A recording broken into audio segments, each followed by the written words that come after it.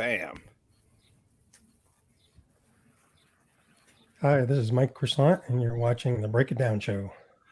Yeah, this is a really fun thing. I've got two historians, military guys.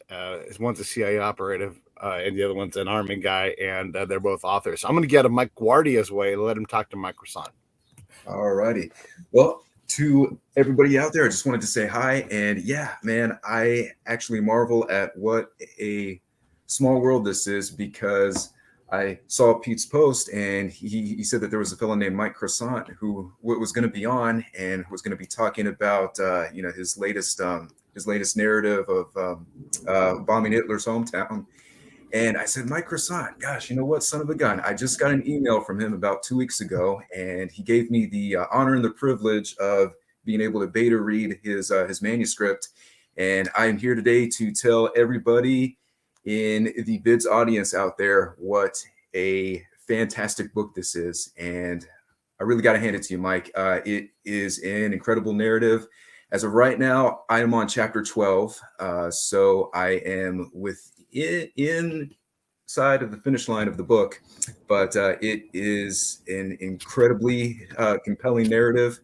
And it is a story that really needs to be told, and one of the stories of forgotten lore that really brings out that human element of World War II.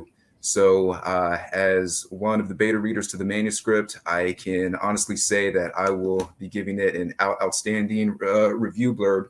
And Mike, if you'll let me, I will post that review, and I will also do a spiel and pitch to all of my social media channels, because this really is a story that needs to be told. And the more stories like this that we can get out there, ones that really capture that human element and tell a story that is heretofore unknown to broader swaths of the public, the more stories we get like that, the better, man. So and I think it's also a very great point of PR to say that this book was not only written by a historian, but was also written by an ex-CIA operative.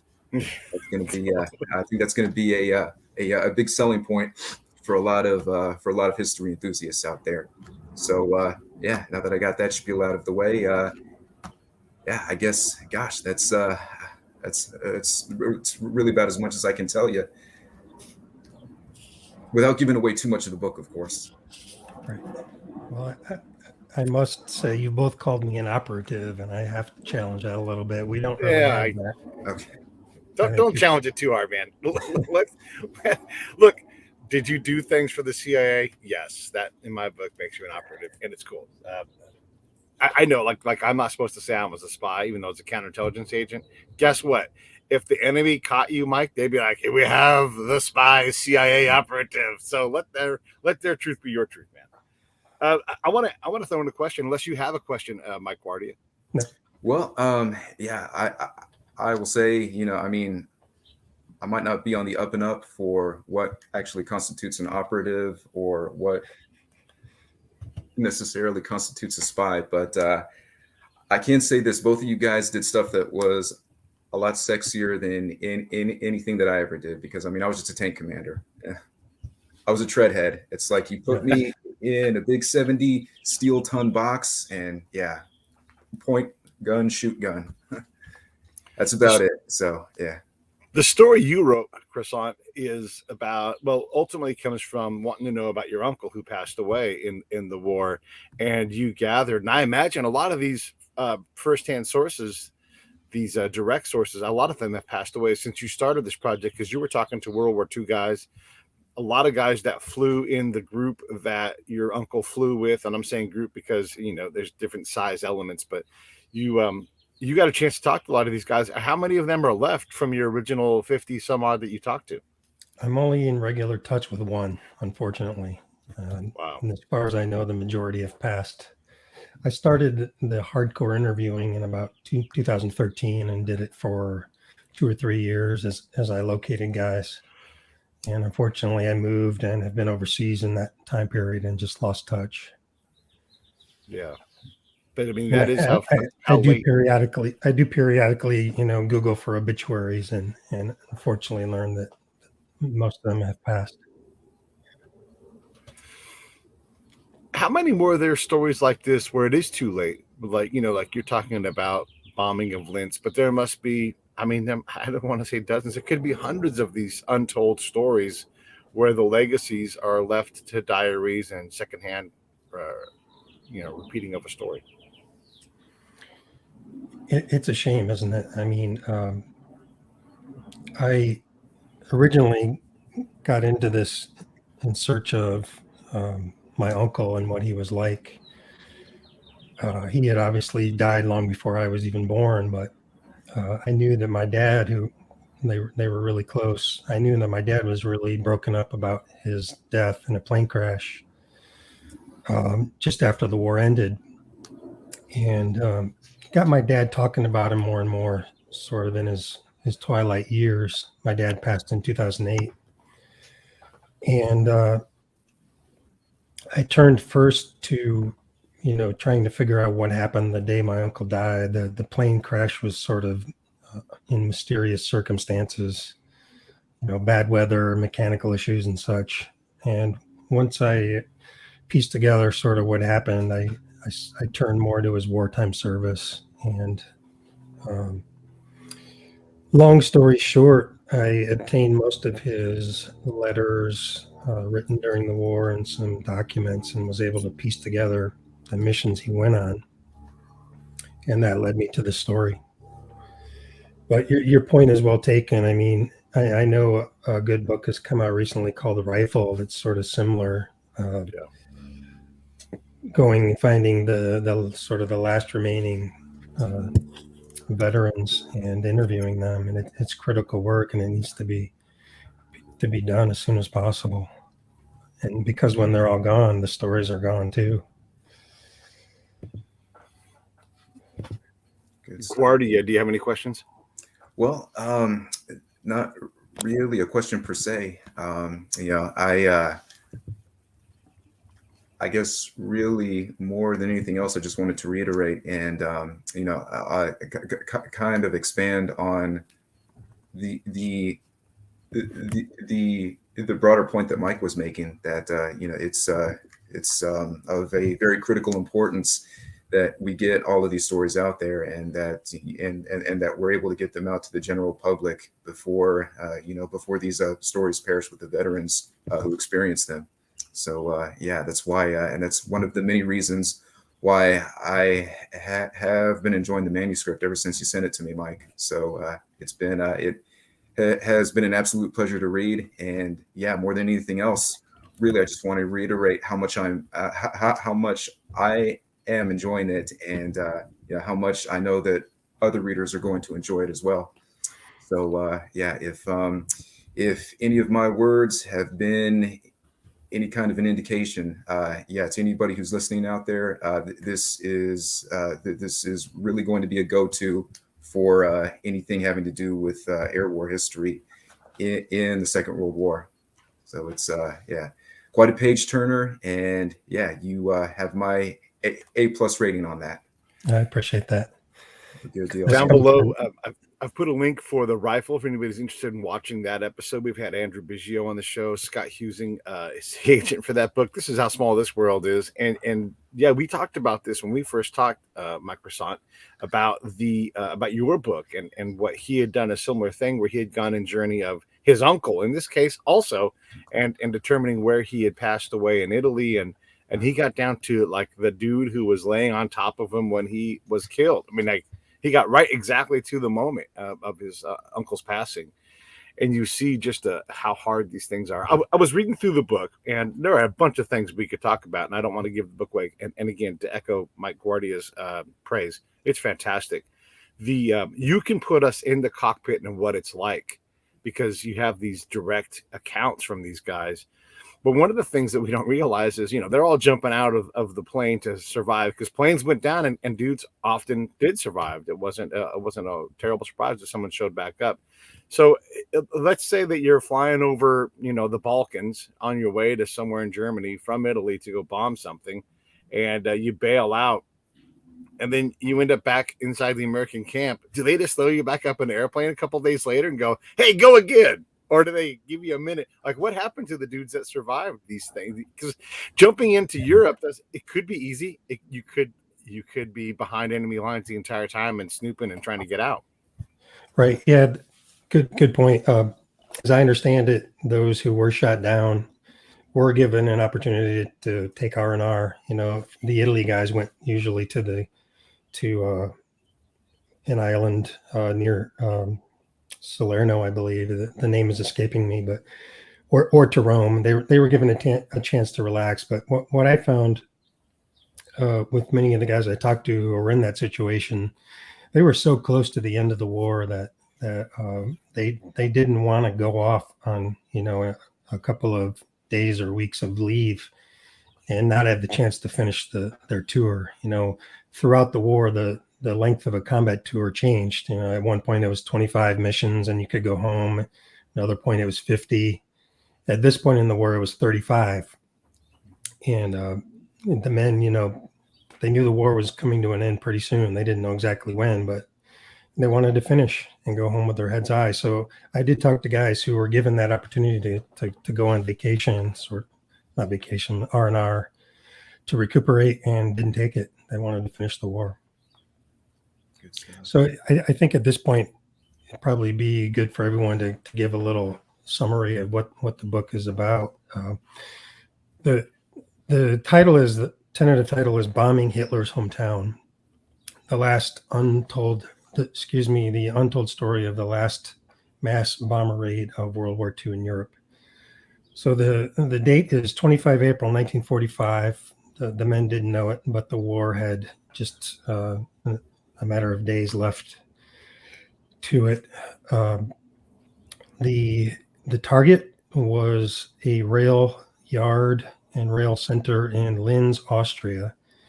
Linz was one of the largest cities in Austria, was the capital of the upper Austria, and it was a major communication center. And Vienna had fallen to the Soviets on April 13th, and the Germans had moved many of the anti-aircraft guns that were formerly guarding Vienna, moved those to Linz to protect it. So, you know, the noose is slowly closing around the Third Reich. The Soviets are approaching from the east and the Americans from the west. Linz becomes a communication center where there, as of the 20th of April, about 2,000 rail cars full of stuff for the war effort. So it was pretty clear that that rail center had to be put out of commission. So 25th of April, they launch the 15th Air Force, which is based in Italy, launches the last mass bomber raid of the war. Now, let me clarify what I mean by that, the last mass bomber raid. There were raids, there were bombing missions in the days and even a couple of weeks after this one. But in terms of, you know, an entire Air Force massing and going after a single target, this was the last one. The 8th Air Force in England had not done any more such operations, and the 15th wouldn't do any subsequently. So this was the last time, you know, you'd see almost 1,000 planes in the sky headed for a target over Europe. So it was a big deal. There were about 500 bombers, heavy bombers, most of them B-24s. Some of them were B-17s, and about 200 fighters. And they showed up over the city at about noon and faced hell. All of those anti-aircraft guns that were brought to Linz from Vienna. I mean, Linz was already a very well guarded target before then, but it was just a devastating barrage. Now, this was before guided missiles, of course. So the way to bring down an aircraft at that time, excluding using a fighter against it, was to shoot up an artillery gun, basically. And the shell would explode into shrapnel, and the shrapnel would ideally damage the bombers and make them fall out of formation and prevent them from bombing the target. So the Germans put up this massive barrage, knowing that the aircraft had to fly straight into it. You know, On the bomb run, the pilots couldn't take evasive action because it would disrupt the bombardiers' efforts to get the bombs on target. So they just had no choice but to fly straight into this barrage. And as the men described it, these exploding shells, they exploded in puffs of black, and they described it as like a storm cloud. It was just a sheer wall of black, and it tore them up. 15 planes were shot down, and 24 Americans were killed, and many more were wounded and ended up as prisoners. Now, if I may back up. Well, let's dig into these. When these guys were flying in these B-17s and B-24s, these are not modern planes now, right? These are just, these are planes that can go that high and carry the load. So there's no real creature comforts. There's no, they're not pressurized for one. They are not, they don't have an HVAC system capable of changing, the fact that it's like, whatever, 20 degrees or lower outside. So talk a little bit about what it's like to be inside these things. And these aren't armored airplanes either, by the way. No. These are very thin-sided. They are basically, when you have a 155 shell or something bigger and that go up in the air and explode, that is terrifying to run towards that.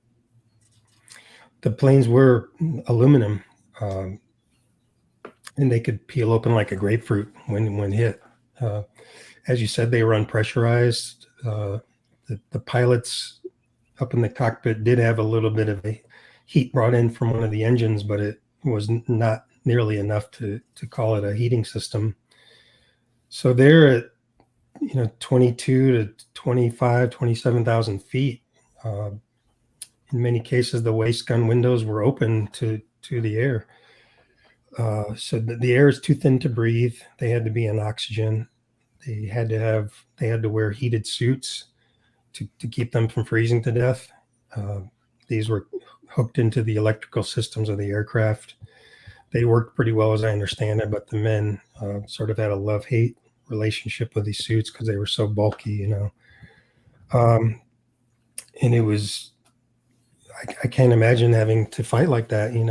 There were 10, 50 caliber machine guns throughout various stations on the aircraft. They, the wind would come through the windows or down the barrels of the guns and just blew through there, probably in a gale force wind. And I can't imagine how cold it was. And this is, I want to go back to this earlier point. And then these guys are desperate to go back up. They easily could dawdle, on the Dalmatian coast and be like, oh, well, no one's going to miss us for a couple of days and give themselves R&R. But no, they race home and they're trying to get back. And these guys are wanting to go back up. They want that 35 tours. This just sounds backwards to how you might imagine someone might look at combat today. We're like, ooh, I can get out of here. Thanks, man. I'm leaving. It was different back then. It was different. Multiple guys that I talked to had their last mission on that day, and were given a chance to abstain because Linz had such a fierce reputation as a hard target. Multiple men were given the chance to sit it out and declined. They wanted to wrap it up, and one of the men in the book, George McGovern, the future presidential candidate, was one of the men to finish that day. And he said, it was good to go out in such a way because I'm paraphrasing him here, that it was a miracle to have been to have survived. So fortunate to go out in such a dramatic way. His plane was all shot up, and one of his men was wounded, but other men as well. And I had guys on the first mission that day as well. One of the men who died was on his very first mission. It's unbelievable. Right. Well, on that note, guys, I actually got to check out a little bit early. But Pete, thank you so much for letting me crash the show. And Mike, I just want to reiterate, hey, congrats on an excellent manuscript. And thank you very much. Yeah, I am certainly going to look forward to any future works that you produce. Thanks. All righty, guys. So on that note, I will check out, and to thanks, Mike, who's out there listening, I will catch you guys on the flip side. All right. All right. So the thing with Linz, right? Let's spend some time talking Sure. about that, because this was a part of Hitler's big plan, right? Like he had big plans, long-term plans, forever plans in this city. Let's talk a little bit about what Linz meant to not only the Nazis but specifically Hitler. Hitler spent about 9 of his first 18 years living in or near Linz. He was born on the frontier between Austria and Germany. His father was a civil servant, and they moved to a village on the outskirts of Linz in 1898. And Hitler started going to middle school there in 1900. Linz was a town of about 60,000 people at the time, and it was sort of a hotbed of German nationalism in Austria. The majority of the population was German, and Hitler really found that attractive. He had one teacher in particular that filled him with these ideas of German nationalism. He spent his adolescent years in Linz, and there was a conflict between himself and his father. He was very close with his mother.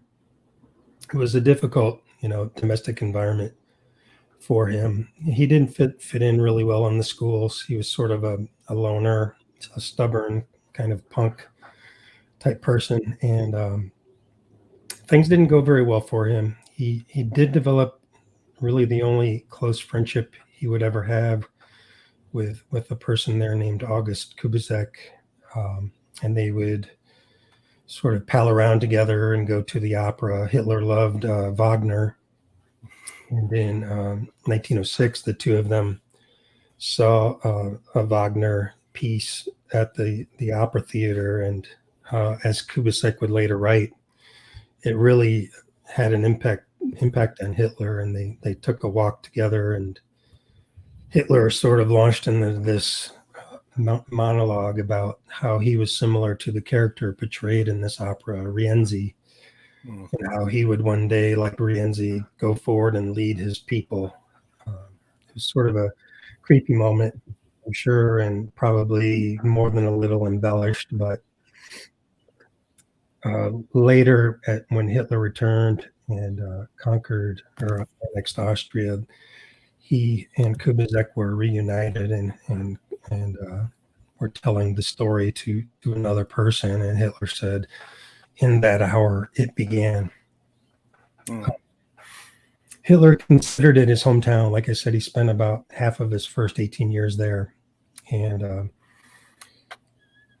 would spend a lot of time walking around the city, sort of writing poetry, watching the ladies pass by, drawing. He hated a lot of the central structures in the town, so he would draw his own ideas for what he would put in their place. And it sort of became an obsession to him to the extent that when he returned in 1938 to annex Austria, the first place he stopped after visiting his parents' gravesite was Linz. And when they arrived, the cars, the procession was thronged the entire way to Linz, and it took quite a bit of time to get there. But when he arrived in Linz, according to accounts, there were more people in the square waiting for him than there was a population in the city. It was just an enormous response, and he took to a balcony in the town square, and tears were flowing down his face. He was very emotional about this reception he had received, and he launched into a speech. Goering, who was listening from Berlin, heard the wild response, and he telegrammed Hitler, if the response is so great, why not go for it, basically. And because at that time, as I understand, a full annexation of Austria had not been considered, but based on the reception that Hitler received, he and Goering decided to go for it and take all of Austria. it essentially changed history. Those few moments there in the Linz Square. So Hitler fairly quickly launched a special project to bring his vision for the city to reality. He hated one of the bridges, so they started to reconstruct that. And eventually, he was going to totally rework the center part of the city and build this magnificent, among other things, build this really magnificent museum that would house artistic works taken from all over Europe. So that, many people have read the book, The Monuments Men, and seen the movie, perhaps, about the Americans who went in with our armies through the liberation of Europe to recover many of these pieces of art.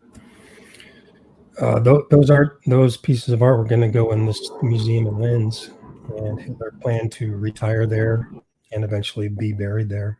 So it was a very special site for him.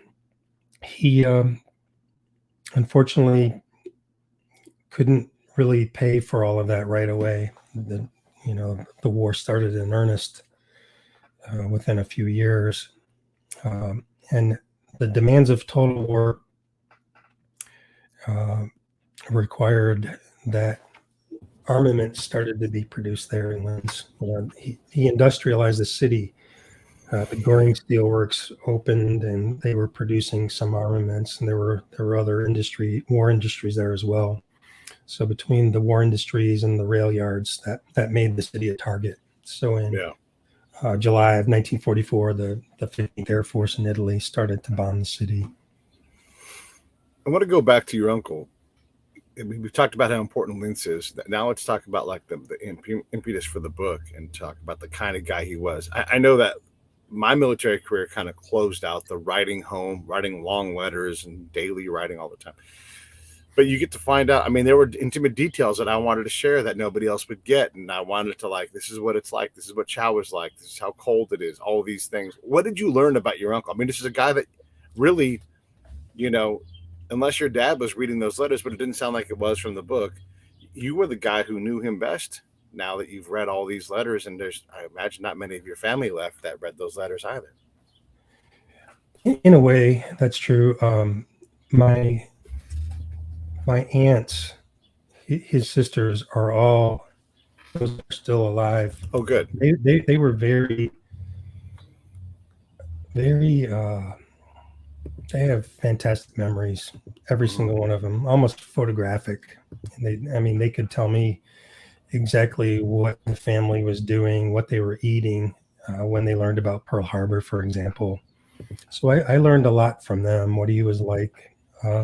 His letters, he was pretty reserved in his letters. Most of them were to his mom. A few of them were to my dad. He talked about life. Italy was, the part of Italy they were in was quite poor. Mm-hmm. Quite undeveloped. They really disliked the weather. It was very muddy. And he had good friendships among his crew. In fact, this whole journey about the book started with an attempt to find anyone from his crew who was still alive. Those were my initial steps down this long road. And I did find one, the navigator, Bill Johnson. Luckily for me, he lived in the same town he had lived in World War II, Manistee, Wisconsin. So I was able to find him, and I'll never forget the day he called me. I wrote him a letter, and he called me back, and I said, "So you knew my uncle?" He said, "He was my best friend." Oh, wow. I very quickly went to see him in person. He was, well into his 90s at that point, and he became almost a second father to me. We became really close, and he told me a lot about my uncle. And I look back imagining what he was like. Didn't drink, didn't gamble, didn't smoke. Had a pretty good sense of humor in his letters. Loved his country, and was very dedicated to doing his job well. And I'm very proud. I found in the National Archives a photograph showing where the bombs, they plotted where the bombs fell on that last mission. And for my uncle's bomb group, his name is on there. They spelled it Croissant with a D, but that's okay. And the majority of his bombs, fell practically right on the X. So I'm very proud of my uncle. 22 missions, combat missions, and won the Air Medal. Was the lead bombardier for his squadron at the end. And it's a shame that he perished in the way he did on his way home. Yeah, because he didn't die on a combat mission, correct? Right. He was back in Sioux Falls, South Dakota. This was September 1945. The war had been over for more than a month. And I think he was just waiting there to see what the Air Force was going to do with him. He was still with Bill Johnson, the navigator, and the co-pilot, and one other crewman. And he was flying as much as he could to maintain his flight pay. As I understand it, he got a chance to fly back to the Midwest on short notice, and he took it. And he climbed aboard a C-45 with 6 other Americans, flew toward Madison, Wisconsin. The weather was really bad, and I would learn later in my investigation that a key piece of equipment on the plane was not functional, and the pilot took the plane to the ground. They were all killed instantly. This was November 23rd, I believe, 1945. It was devastating. No one on his whole crew had even been scratched during the war. Right. It was a tragedy. Yeah.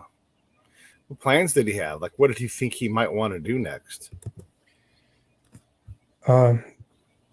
He had told one of his sisters that he was going to go to the University of Illinois in Champaign-Urbana, where I would later go to study agriculture. So I think he just wanted to retire and not retire, but sort of live a peaceful life, working the soil. How does that feel? Like, has time assuaged those wounds for your aunts? Or is it easy for them to get back to that moment and have that same grief? I think it has, especially after the investigation I did to try to determine why the plane went down. The Army had told them that it had run out of fuel circling the airfield during the storm, and that was not true. I could tell by how much fuel was in the tanks when they left, and various other pieces of evidence that they had not run out of fuel. So knowing that it was a mechanical error that could have been fixed, it was hard medicine to swallow. But I think I know my father did, especially. They took some solace knowing that it probably happened very fast and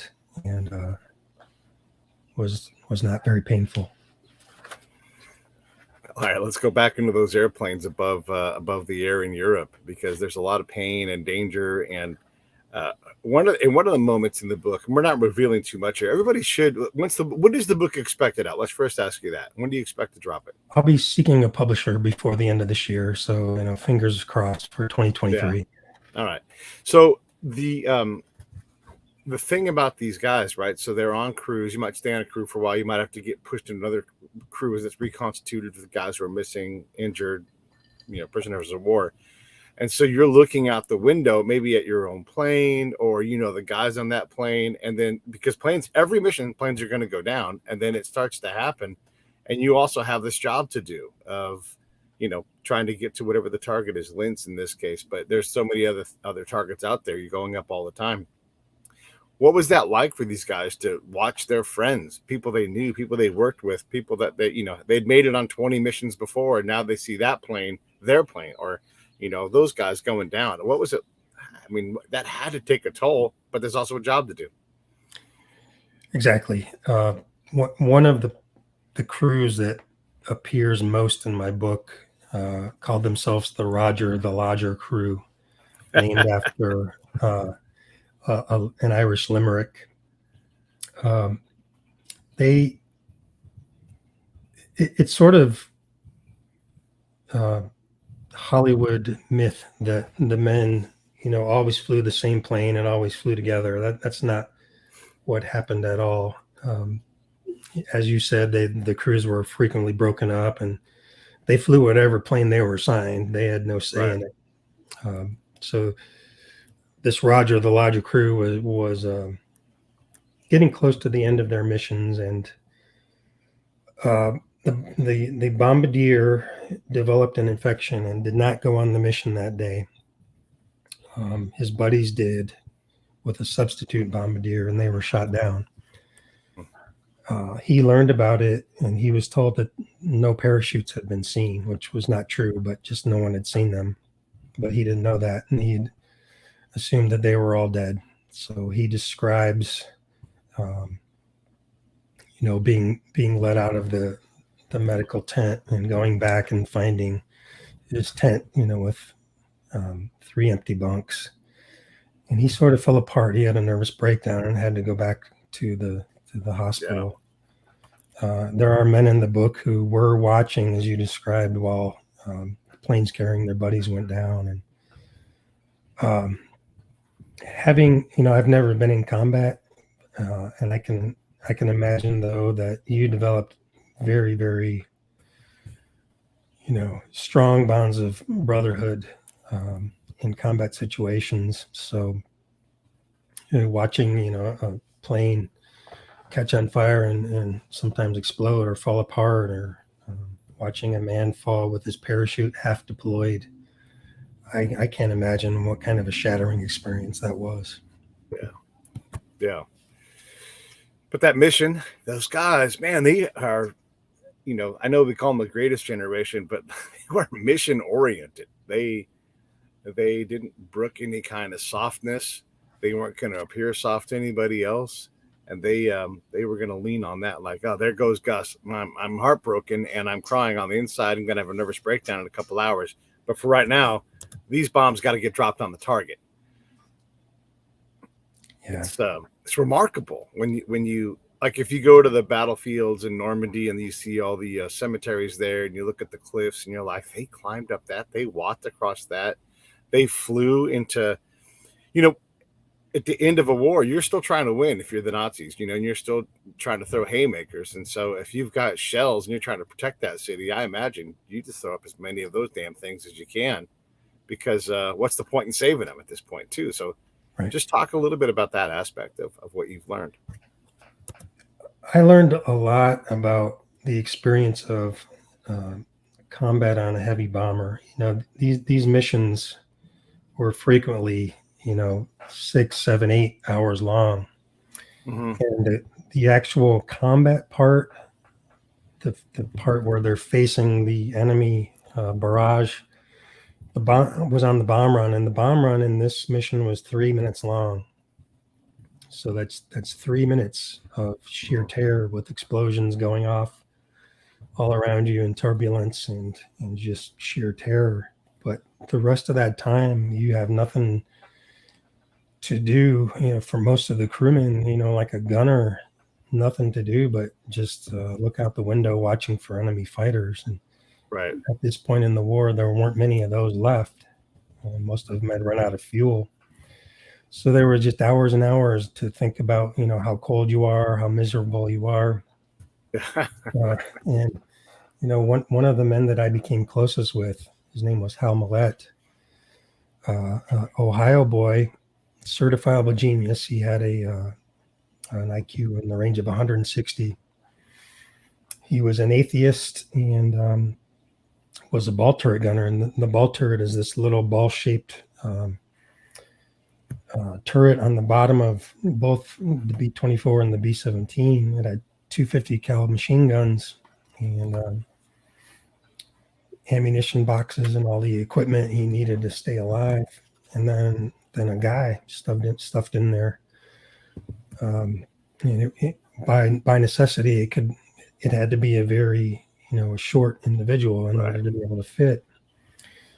And those suckers were not airtight. The air, as Hal described it, just roared through there. He described it as being like driving a motorcycle 160 miles down the road without a windscreen. Jesus. Freezing cold and nothing to do. So Hal, a very intelligent, super intelligent man, decided that he would start mentally going through every worst case scenario he could think of. It became sort of a mental drill. What if I'm hit? What do I do first? What would I do second? How would I get out? What if my parachute isn't in the spot I left it in? Because, it was so tight in there, he couldn't even wear a parachute. Right. What do I do if my parachute's not there? What do I do if, the guys in the plane can't hear me calling for help? And he would do this for hours and hours, not just asking himself the question, but training himself in ways to respond.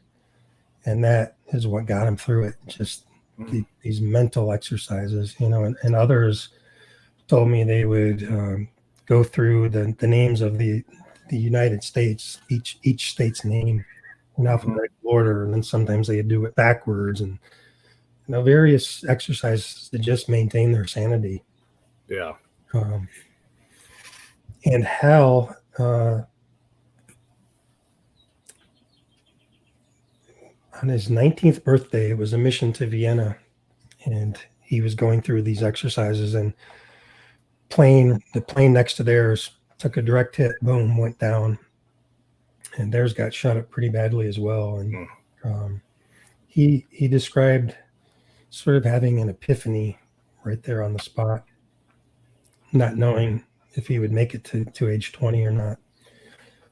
He had an epiphany, and his credo in life became, the best thing that can happen to me is that the worst thing will not happen. Imagine that as your personal, credo. Yeah, I actually have a version of that myself. And we'll get to that in a second. First, I'm going to say, hey, if you're watching, this is the Break It Down show. And if you go down below to that link down there with scrolling across the page, you can go to there and you can support the show. Go to breakitdownshow.com. Click on the link either for the store, buy yourself a shirt. I'm wearing a logoed shirt today. Or you can just go into the PayPal link and you can determine like what kind of a subscription you want to create. Want me to do something for you? Great, let me know. I don't need Patreon. I just need you and me, and then we'll be able to support the effort here. And I'm always glad to hear your ideas. I always want to work with people, bring them on the show. You saw how I brought Mike Guardia on the show. He's like, "Hey, this is great," and I'm like, "Bam, let's make this happen." So I love to do those kind of things. Approach me. I'm always curious what you got. Pete@breakitdownshow.com. And when the book is ready, email me and I will text you the link to the book so that you can get Mike's incredible book. This story is it's just remarkable. And I got a chance, Mike, to meet a couple of old bombers, and I was too naive and ignorant to know what was happening. I was in Arizona at the boneyard out in Tucson, and these guys were standing there, and I got that the war was dangerous and scary. I just didn't know enough about these things to appreciate the fact that I was looking at these guys. And you can only know what you can know and have access to. But boy, now if I can go back, I'd spend all day with those guys, talking to them and everything else. But even the brief moments I was interacting with these guys, they were often brought to tears almost instantly, because the plane brings them back, and you get into that nostalgia pool and you start talking about the things that happened. It's remarkable when you get shot at, when you get almost killed by things, and you survive and you kind of dust off, and you're like, wow, like no matter what happens, today won't be my worst day ever, right? Like when the whole pandemic thing was coming on, like, aren't you afraid of COVID? Like, I've been hit by a tank. Like, yes, I will worry about certain things, not that much. Like the most dangerous things have probably already happened to me. And I've been shot at. So there is a bit of a resilience and a lack of fear as to what's going on. I'm going to take a stab at something. We'll see if I can hit the mark. But from what I know about combat, having to sit in an airplane for hours and hours, now I imagine they have some kind of radio system that may or may not work on that given day internally. But I bet you found that you you had a veteran from that time, that era, that mission, that said we'd rather have the attacks to take our minds off of the boredom and the inevitable of these things than to just be left alone for the whole flight until the end. I bet you there is someone that's like, oh, it would have been better just to have those other fighters trying to come after us. It may be so. At this time, the feared German jet fighter, the Me-262, had made its appearance. Okay. Only one of them had appeared in my book. It sort of did a really quick, zoom past the formation, probably to radio to the people below how high up the guys were and what the heading was, so they could be targeted. But I did talk to some of the guys who were on the mission to Berlin, the longest escorted bomber mission in history. And there they did engage those jet fighters, and they told me it was absolutely amazing. One of my guys watched as Roscoe Brown, the famous Tuskegee Airman, shot one of them down right outside of his waist window. So again, it was the very end of the war, so most of the guys I talked to didn't experience the battle with jet fighters. So Luftwaffe wasn't the Luftwaffe of a couple of years before. They were not there anymore. It was strictly a battle against flak, the exploding shrapnel. Yeah, but that's also a terrifying thing. Talk about the size of these shells, because I know when I see a 155, okay, a 155, just for the audience, imagine like a Folgers coffee can sized round, and it's huge, and it's got, I don't know, half-inch metal all the way around it, and kaboom, that blows up. It's molten hot, flipping on 3 axes and hitting stuff. And so it's just, it brings a load of energy. I don't know what size shells they're shooting at this point in the war and everything, but 60s, not as scary, right? You have a 60 land, you're like, okay, as long as I'm not close to that, probably going to be okay. And that's like, I'm using my terms from my era, a turbo Nerf, like a little small with the tail on it. You whistle that thing out there. So it will like fit maybe just about in your hand, right? That not nearly as scary as this coffee can sized munition going up. How big were these shells, and how many were they throwing up at these airplanes, and how effective? Like out of 100, B-24s or whatever flying through, how many would get out without getting hit? The primary shells used that day were the 88s. Most World War II buffs know about the 88 millimeter cannon, right? Widely recognized, I think, as the most effective cannon of the war, artillery cannon of the war. Those were for the lower altitude work. The B-24s typically flew lower than the B-17s did. So the 88s did a lot of damage to the B-24s, and then the B-17s up in the 27,000 foot range, those were mostly facing 105 millimeter cannons. So really, really big ones. And as you said, when they exploded, it was just a cloud of molten metal. Yeah. That would just tear through those bombers, the aluminum skins of the bombers like nothing. Was that by design? Yeah. And these are big, complex, machines. So an engine, imagine an engine just taking a small little chunk of metal, and that could knock out the whole engine or start a fire or, right, fuel leak, whatnot. It was devastating, and the barrage that these men faced. Let me explain that.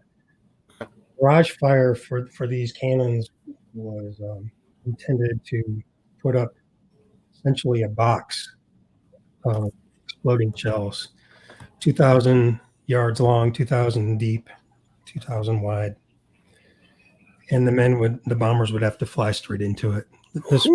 This was not, a cannon on the ground tracking individual planes. It was just shooting up an entire, basically a storm cloud of these exploding fragments and making the men fly through it.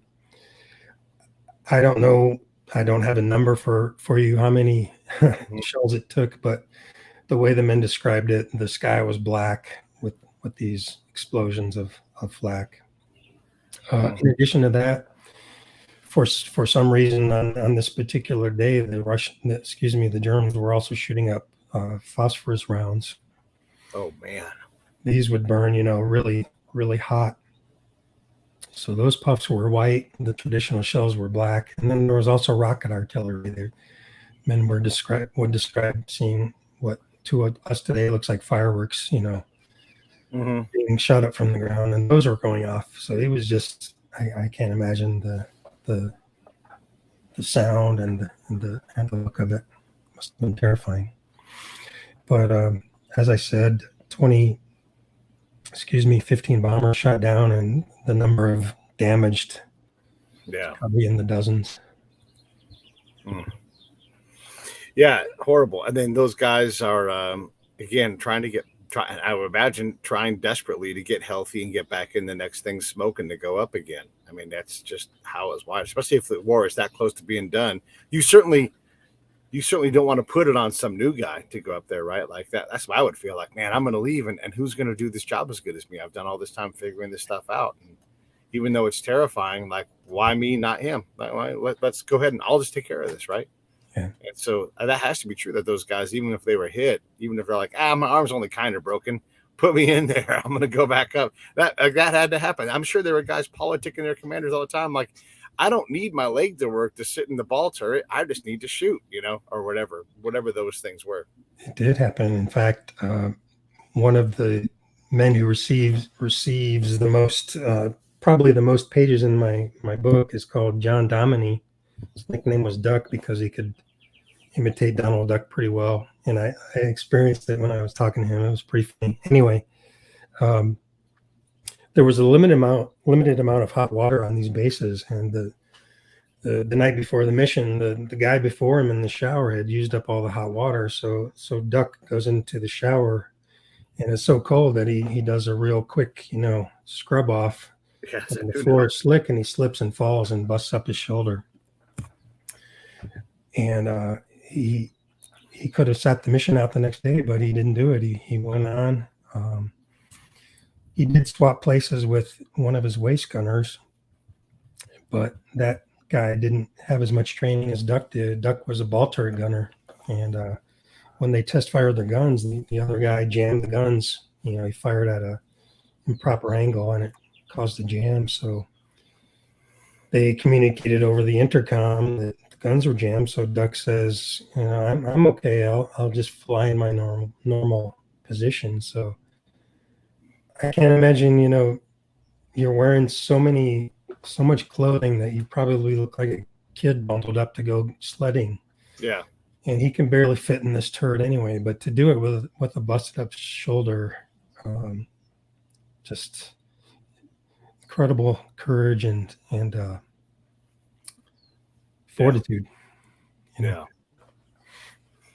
Yeah. This is what makes this generation the greatest, because they weathered the depression, and then they fight this evil, and that's just remarkable. Like nothing we do these days, day in, day out, is just that hard. When you're like, yeah, my shoulder's all blown up, I'm gonna go get back into this airplane so I can fly through this flak and drop a bomb that may or may not hit the site. It's just crazy, man. What okay, I don't want to take much more time of your time, but going through all this stuff, learning about your uncle, learning about all these experiences day to day, I mean, being inside that bomber, it's all incredible. What changed you? What changed me? I felt a great sense of being blessed that I had been given this opportunity. Mm-hmm. Not only to get to know who my uncle was, but to get to know so many of these men. I became quite close with several of them. Many of them told me they had never told the story before, even to family members, because they just couldn't. They, for whatever reason, found in me someone that they could confide to. Yeah. So they opened up to me in really incredible and personal ways, and showed a lot of trust that I would be a good shepherd of their stories, and I think I've done that. I didn't mention this, but I was also fortunate to get to go to Linz a couple of times, and actually interviewed a Hitler Youth member who was one of the guys shooting the cannons up at our guys. Yeah. Another guy who was one of the first people on scene to one of the bombers that crashed. And I met several people who were actually in the bomb shelters. So I wanted to be able to tell the full story. Right. It's primarily an American story, but I wanted to tell the story of the people under the bombs, because most of them were just caught up in this terrible war and just wanted it to be over. So between interviewing these survivors and being given access to letters and diaries and things that had never seen the light of day before, I felt a great sense of responsibility to tell the story in a very thoughtful and compassionate way. And I think I've done that, and I hope you will all one day be able to share that. Yeah. Share that. Yeah, we're gonna continue to support when you're ready to throw the book out there. We'll have you back and everything. But yeah, thanks for writing the book, man. And I love that you did that. And I especially love that you took it from the other point of view, because as much as all that box of flak that's going off is terrifying for the guys flying through it, there's also a shitload of airplanes in the air coming to blow up your hometown, and you're like, how many shells can we get into the air, and get us to the spot we need to be? Well, that's right on top of the factory. Well, then get me there, because I'm going to defend my hometown, and I don't want to die, and I don't want my friends to die, and everybody's starving to death. And there used to be a whole bunch of German planes in the air. Now there's not, but we're going to fight. That aspect, that return, that flipping the camera around is so vital. And the folks who are terrified and they're in the bunkers again for the 1000th time in the last 1,000 days, and they're just sick of it and they just want this all to end. Man, I'm glad you grabbed that part of it, because it's easy to look at this rah American badass hero story, but it's a humanity story, and Exactly. Yeah, I love it. I'm so glad that you did that part and added that in. By the way, I want to point out, we talked for an hour and we barely even acknowledged the fact that you were a CIA guy. You have to come back and we'll talk. That's about okay. that at another point. But I mean, that's how great this story is. I'm super glad you talked about it. All right, any closing thoughts here? By the way, thanks, Dickie, for checking out and hanging out, man. I really appreciate it. It's always fun when you're there.